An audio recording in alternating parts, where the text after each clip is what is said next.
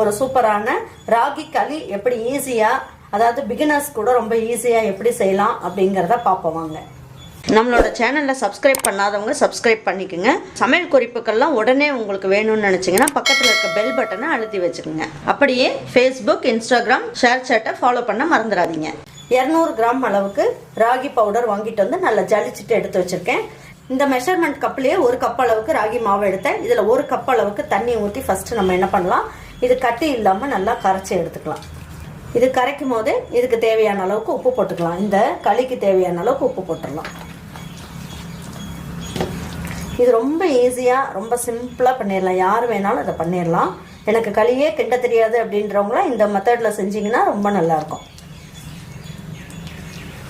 பாருங்க, இப்போ வந்து இந்த அளவுக்கு நல்லா கரைச்சி எடுத்தாச்சு. உப்பு போட்டு கரைச்சி எடுத்துருக்கோம்.